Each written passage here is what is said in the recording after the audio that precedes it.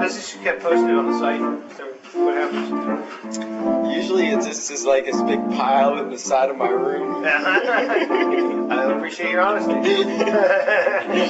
But sometimes there's some sweet stuff that we squeak out, and then we turn it on to about 60 million people a month. Now, if I am not mistaken, that sounds a little reminiscent of That's Lee Schusterman. my favorite song on the Grape Street Pub CD. Oh, really nice, nice. Now, what can you tell me anything about this song? Is this the beginning of the interview? All right, wait. Ready? There we go. Take 'em on. This is KingArthur.com at the Grape Street Pub, interviewing the one, the only singer-songwriter extraordinaire. And how many Ben Arnolds there are? I found on the internet there's a guy that has a one-man band in Italy named Ben Arnold. There's Ben Arnold, Texas. There's some model named Ben Arnold, but that's definitely not me. Well, you're kind of like a one-man band, aren't you?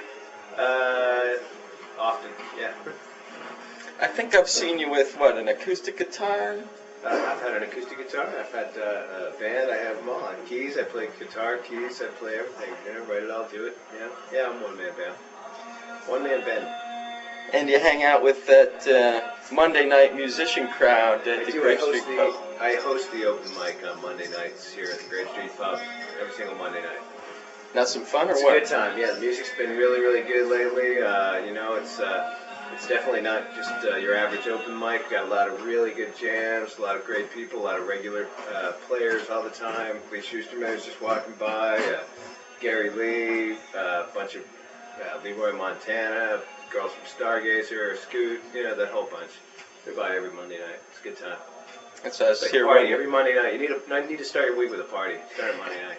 I was here watching you one night. It was a good time, and I saw all those guys on stage doing things you wouldn't normally get to see them do. And I saw Gary's fingers were much longer than I ever imagined. They're much longer usually on Mondays than they are most of the week. Yeah. You can really stretch them out. Yeah, Gary will play some solo bass stuff that he doesn't normally play with anybody else. And, everybody gets a chance to, strip down, get something happening. Because you've been part of the Philadelphia music scene for how long? Way too long. Way too long, a long time. I've been around for a while. I've been in Philly for about 10 years.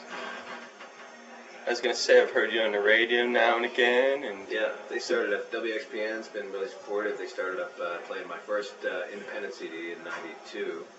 And then they played my Columbia release in '95. Now they've been playing this thing in 2001. So you working? That really started in 1999. You got the CD or any sort of compilation? Yeah, going next week. I'm going to LA to cut for 2 weeks with Ronnie Crawford from Lisa Loeb's band and Scott Bricklin, my bass player, who's amazing. And hopefully we'll get Rami from the Wallflowers, keyboard player, and a couple other people. It's gonna be cool. Nice. Yeah. Kind of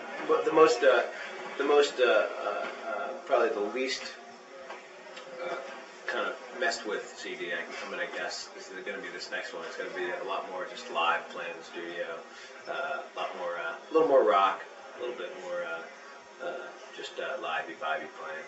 Be good. A couple sad songs on there. What the hell? Of course. A couple happy ones too. Yeah, it's my life quest right now to write nothing but positive material. That's nice. Yeah. That's nice. Sometimes I'm successful, sometimes I'm miserably inept at it. But. Well, I have to get my hands on that when it comes out. I hope you do. Hopefully it'll be out by June for PMC, Philadelphia Music Conference, for those of you that aren't in Philadelphia and don't know what PMC is. So hopefully for the Philadelphia Music Conference, I want to have like a little calling card, maybe 8 tunes on a CD, pull it out of the back pocket, And then what happens? The money comes out of the sky then? Or money drops from the sky. That big cigar guy comes with limo or something. Sure. Actually, that's a funny story about cigars. Ronnie Crawford, the drummer I was just talking about, just came back from Cuba. He came back Wednesday. Came into the Miami airport and decided that it was okay to bring a couple of Cuban cigars with him. Apparently they didn't think it was okay. Detained him for 2 days. Uh-oh. He 2 just days for cigars? Yeah, he just got out this afternoon. Wow. Pretty crazy.